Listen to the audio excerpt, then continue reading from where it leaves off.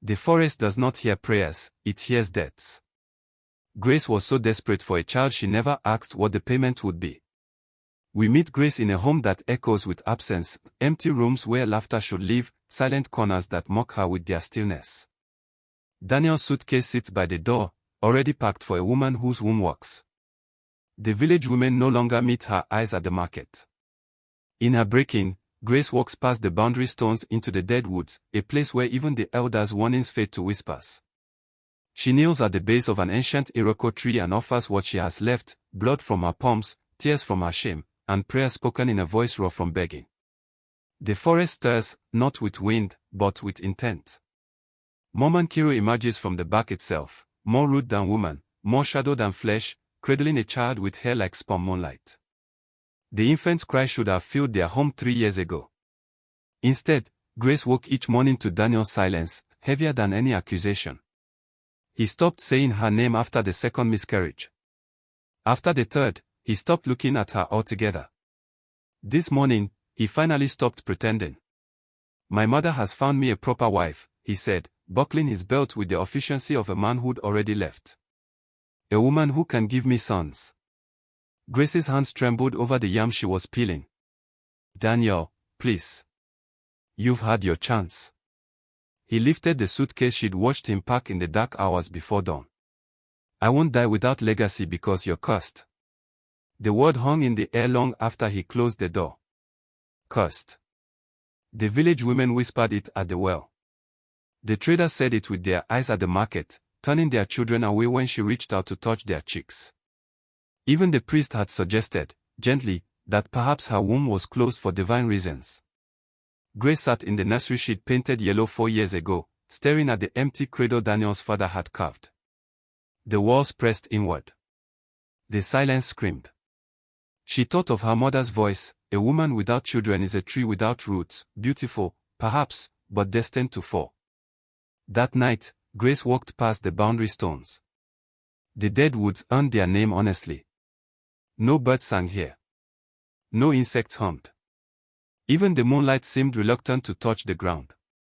Grace's feet found the path as if they'd always known the way, past warnings scratched into bark by hands that understood what it meant to be desperate enough to beg the unforgiving.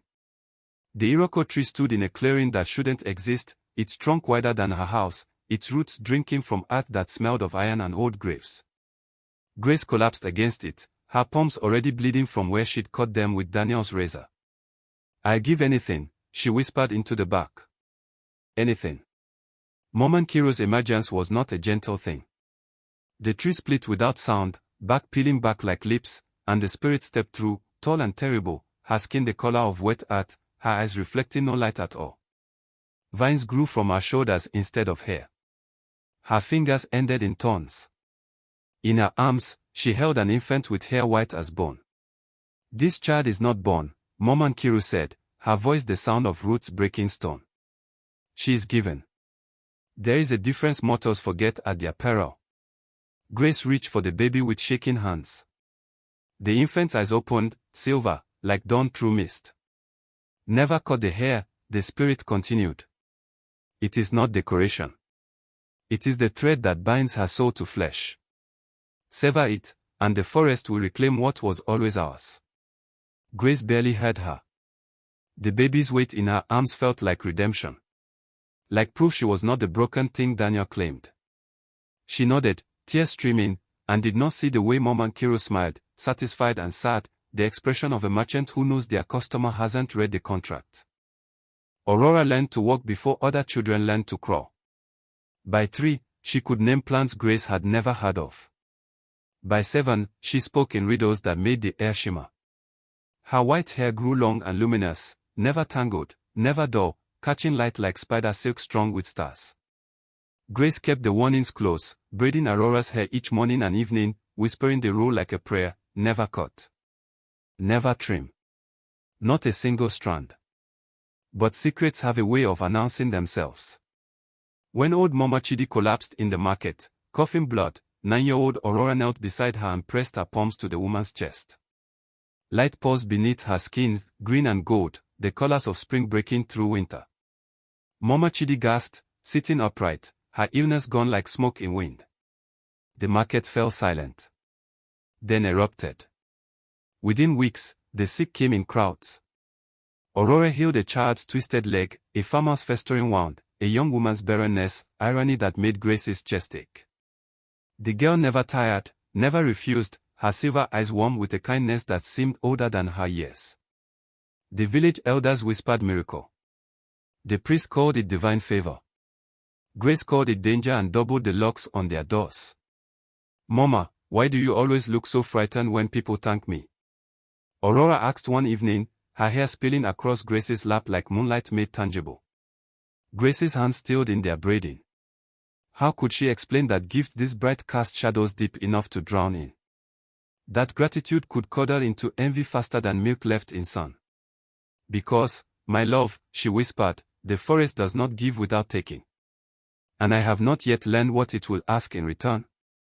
But Aurora only smiled, young and certain, believing as children do that love is shield enough against the world's teeth.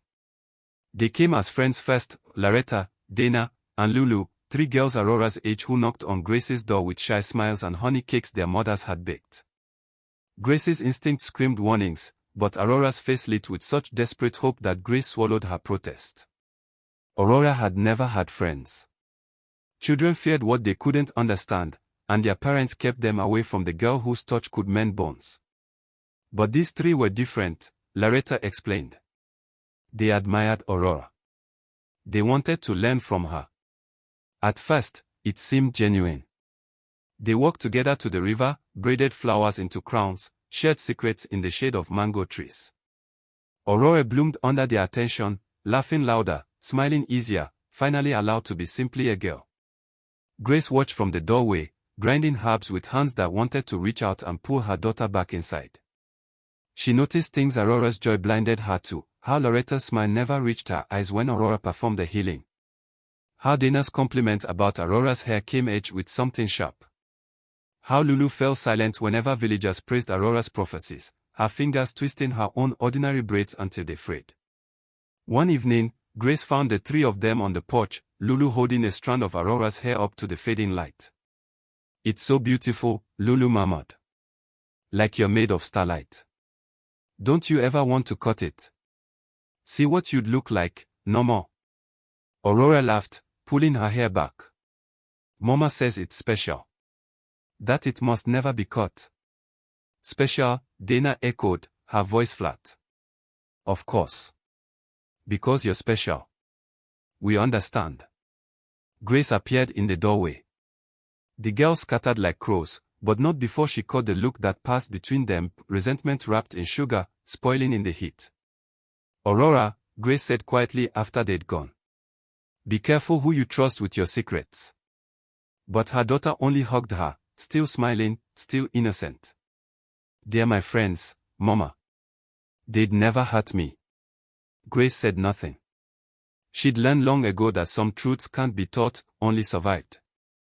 If you felt that cold recognition of danger wearing a friendly face, perhaps this story has already found a place inside you. These shadows grow darker still. Aurora woke screaming 3 nights before the dry season festival. Grace found her tangled in sheets, eyes wide and silver bright, speaking in a voice that wasn't quite her own. "The warehouse by the old road, fire will eat it at sunset tomorrow. The children practicing inside, they'll burn if someone doesn't stop it." Grace held her daughter until the trembling stopped, until Aurora collapsed back into normal sleep. She'd seen this before, these prophetic fits that left Aurora drained and certain. And they were never wrong. By noon, Grace had warned the village council. They dismissed her with patronizing smiles until Aurora herself appeared, 14 years old and terrible in her conviction, describing the exact beam that would collapse, the specific window through which smoke would pour. They evacuated the warehouse at sunset. 20 minutes later, flames tore through the building exactly as Aurora had described. 15 children who'd been rehearsing a dance would have died. The village exploded with celebration. Aurora was paraded through streets, crowned with flowers, called a saint. The priest wept and called it God's favor. Parents whose children she'd saved brought gifts, cloth, fruit, livestock Grace couldn't refuse without causing offense. Through it all, Grace watched Loretta, Dana, and Lulu standing at the crowd's edge. Loretta's jaw was tight. Dana's hands had curled into fists. Lulu stared at Aurora with something that looked like hunger or hate. While others threw flowers, the three girls stood like stones in a river, letting celebration flow around them, unmoved and unmovable. That night, Aurora found them by the river. "You saved those children," Loretta said. Her smile was painted on. "How does it feel to be a hero?" Aurora shrugged, suddenly shy. "I only said what I saw. Anyone would have." "But anyone didn't," Dana interrupted. "You did. Special Aurora. Aurora who heals. Aurora who sees the future. Aurora with the magical hair." She reached out, fingers hovering near Aurora's silver braid. "What's it like, being perfect?" "I'm not." "Of course you're not," Lulu cut in, her voice honey-sweet and poisoned. "You're humble too. That's what makes it worse." Aurora looked between them, confusion creasing her brow. "I don't understand. I thought you were happy." "I thought we are," Loretta said quickly, shooting the others a warning glance. "We are very happy for you. Proud, even. Right, girls?" The others nodded, but their eyes told different stories. Aurora wanted to believe them. She needed to. So she smiled and changed the subject, and pretended not to notice how their laughter sounded like breaking glass. The wind changed on Aurora's 17th birthday. Grace woke to find frost on the windows, impossible in their climate, and the smell of rotting flowers though none grew nearby. In the forest, something was stirring. She found the three girls outside their compound that evening, heads bent in whispered conspiracy. They scattered when Grace appeared, but not before she heard Dana's voice, sharp with envy. "Think she's better than all of us combined." Grace's blood turned cold. That night, she sat Aurora down by lamplight and told her what she should have said years ago, the full story of Mom and Kiro, the bargain, the terrible price of a single cut hair. Aurora listened with widening eyes, her fingers instinctively touching her silver braid. "Your friends," Grace said carefully. "I don't trust them. I see how they look at you when you're not watching. Like they are measuring the distance between your light and their shadow." Aurora shook her head. "Mama, they are going through things. Loretta's father beats her. Dana's mother died last year. Lulu was rejected by the boy she loved. They are hurting. They need me. And what if their heart turns hungry?" Grace gripped her daughter's hands. "What if they decide the only way to feel better is to bring you down?" "They wouldn't." Aurora's voice carried the absolute certainty of the young. "They are my friends. They love me." Grace wanted to scream. Instead, she whispered, "The forest does not forgive. One cut, Aurora. One strand. And you die. Do you understand? Not injury. Not illness. Death." Aurora promised. She swore. She even seemed afraid. But the next morning, when Loretta arrived with tears in her eyes and a story about needing Aurora's comfort, Aurora went. When Dana invited her to the stream to talk about her grief, Aurora followed. When Lulu suggested they spend Aurora's 18th birthday together, just the four of them, like sisters, Aurora agreed with a joy that broke Grace's heart. Youth believes in second chances. In the goodness of friends. In immunity from consequences. Grace had lived long enough to know better. She began sleeping with one ear trained on the door, a knife under her pillow, and prayers to a god she no longer trusted to protect what the forest might reclaim. The morning of Aurora's 18th birthday arrived heavy with omens. Birds refused to sing. The goats wouldn't leave their pen. The sky hung low and grey despite the season's usual brightness. Grace woke to Mama Kiro's voice treading through the wind, "The death comes due at sunset. Guard what is mine, or lose what you thought was yours." She locked every door. Barred every window. When Aurora protested, Grace grabbed her shoulders with shaking hands. "You don't leave this house today. Not for anything. Not for anyone. Mama, you're scaring me." "Good. Be scared. Fear keeps you alive." Grace was braiding Aurora's hair with frantic fingers, weaving in protective charms she'd learned from her grandmother, red thread, cowrie shells, whispered prayers. The girls will come. They'll have reasons. Excuses. Emergencies. You don't open the door. You don't even answer. Promise me. Aurora promised, but her eyes kept drifting to the window where sunlight called like freedom. The day crawled past in oppressive silence. Grace prepared Aurora's favorite meal, but neither could eat. They sat together in the dim interior, jumping at every sound, wind against shutters, branches scratching the roof, distant voices that might have been calling Aurora's name. As sunset approached, Grace felt it, a shift in the air, like the moment before lightning strikes. The temperature dropped. Shadows lengthened long, stretching toward their house like grasping fingers. Then came the knock. Aurora. Lulu's voice, sweet and desperate. Aurora, please, you have to help. It's Loretta, she fell in the river, she's hurt bad, she's asking for you. Aurora stood. Grace grabbed her arm. It's a lie. You don't know that. Aurora's eyes were bright with tears. What if she's really hurt? What if I could save her and I just sat here? What if you open that door and lose everything? They stared at each other, locked in a battle between fear and compassion, wisdom and youth. Outside, Dana's voice joined Lulu's. Please, Aurora. She's bleeding, she keeps saying your name. Aurora wrenched free. I can't let someone die because I'm afraid.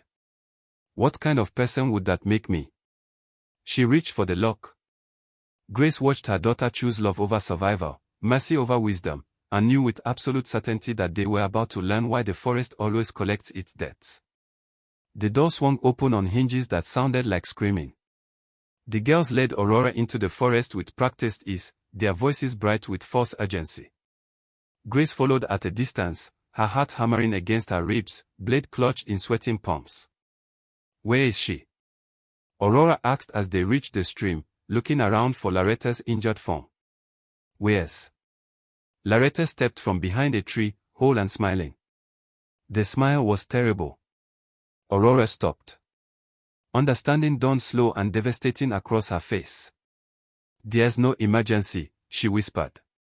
No, Dana agreed, moving to block the path back. But there is a problem. They formed a triangle around her, three shadows closing in on light. Lulu produced something from her wrapper, a blade, small and rusted, but sharp enough. Do you know what it's like, Lulu said conversationally, to stand next to the sun every day? To have people look through you to see her. To watch boys stumble over their words for a girl who doesn't even notice them because she's too busy being special. I never, Aurora backed toward the water. I never tried to. That's what makes it worse, Loretta cut in, her voice shaking. You don't even have to try. You just exist, and we disappear. The girl who heals. The girl who sees the future. The girl with the magic hair. She spat the last words like poison. Aurora's hand flew to her braid. Don't. Please. You don't understand, if you cut it, I die. Dana laughed, harsh and broken. Your mother's superstitions. You think we're stupid enough to believe that?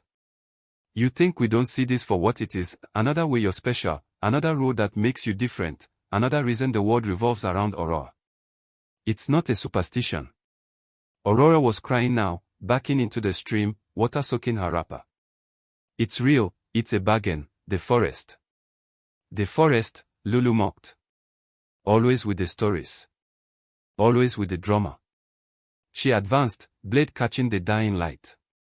We're not going to kill you, Aurora. We are going to make you normal. We are going to set you free from your mother's control.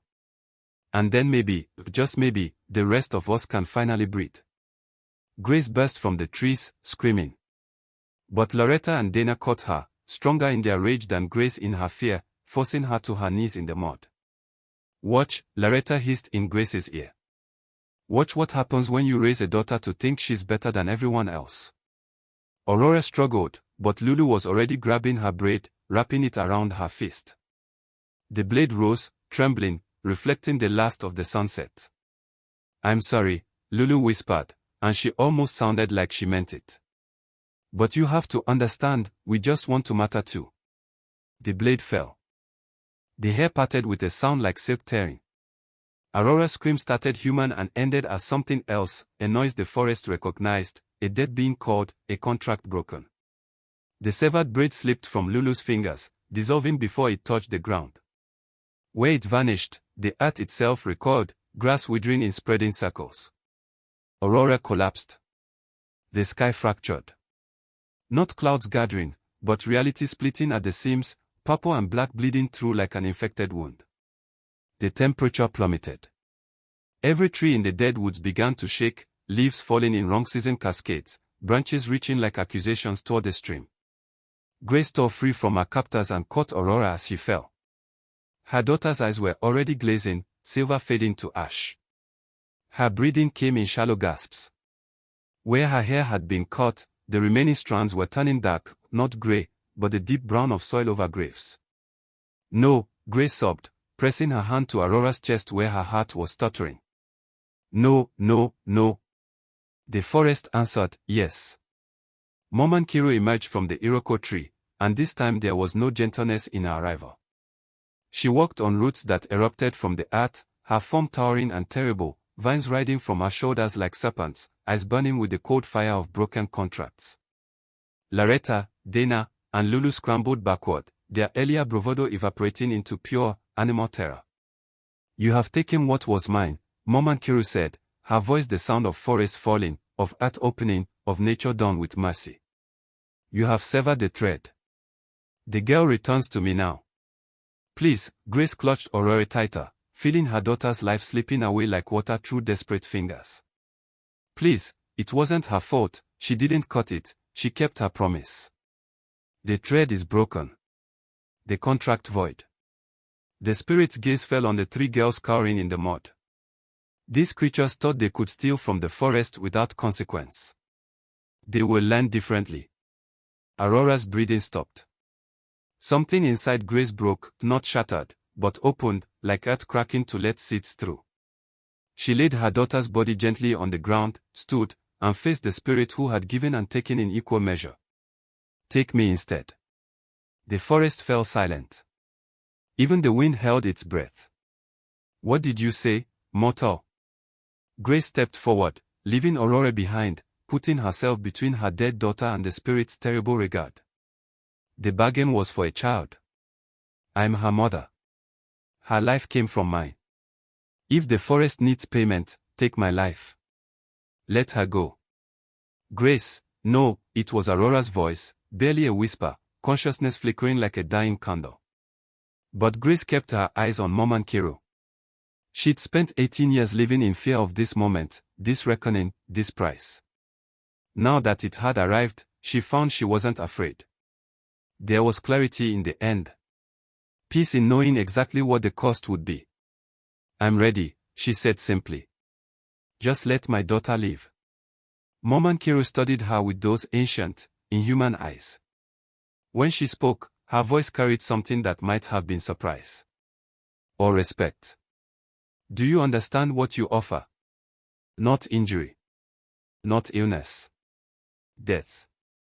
Your soul, for hers." "Yes." A moment stretched.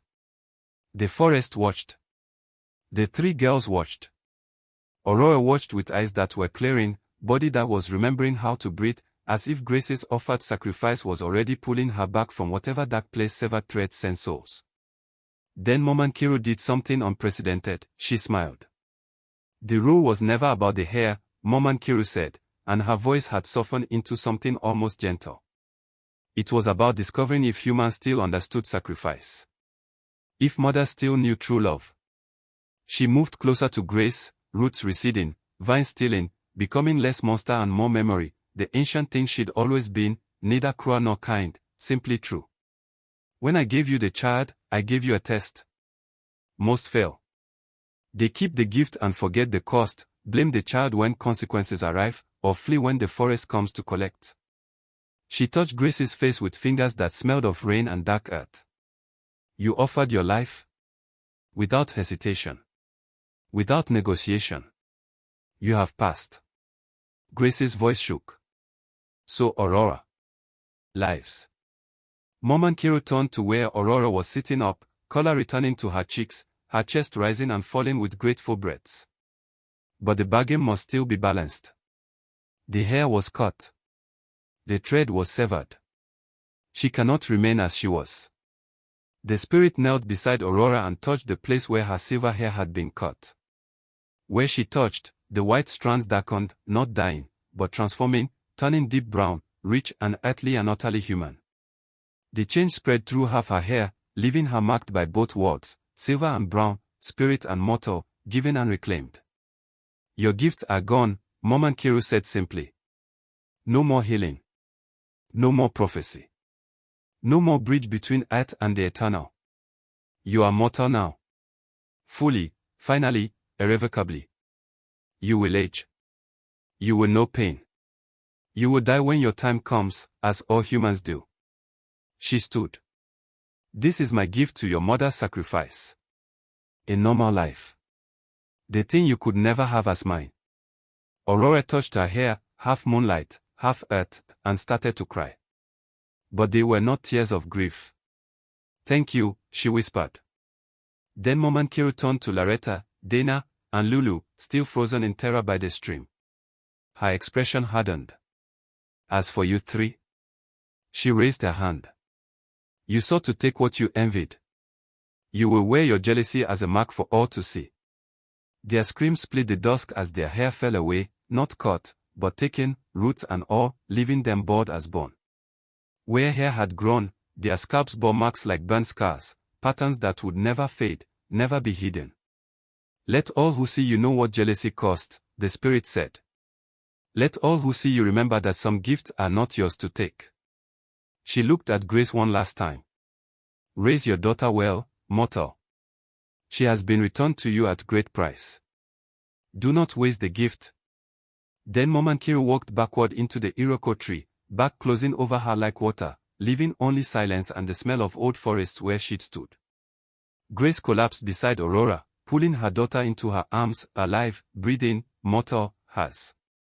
They clung to each other while Loretta, Dana, and Lulu stumbled away into the darkness, hands covering their marked heads, their friendship shattered by the consequences of their envy.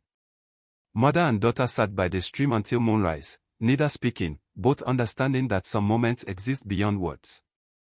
Aurora's hand found Grace's, their fingers interlacing, and in that simple touch lived everything that mattered, sacrifice rewarded, love proven, and the knowledge that some bargains, however terrible their terms, are worth every cost. The forest watched them walk home, and if the trees whispered approval, if the wind carried something like blessing, neither woman mentioned it. They had learned what the forest valued most. Not perfection. Not power. Not even obedience. Just love, offered without reservation. Just a mother willing to die so her daughter could live. And in the end, the forest, ancient and immoral and utterly honest, had honored that truth with the only mercy it knew how to give, the gift of an ordinary life, marked by magic but freed from its weight. Aurora would grow old. She would know pain and joy in equal measure. She would be normal, beautifully and blessedly normal. And Grace, who had walked into the dead woods desperate and returned with everything she'd feared to lose, understood at last what Mom Kiro had known from the beginning. Some debts are paid in love. And some loves are worth any price the forest demands.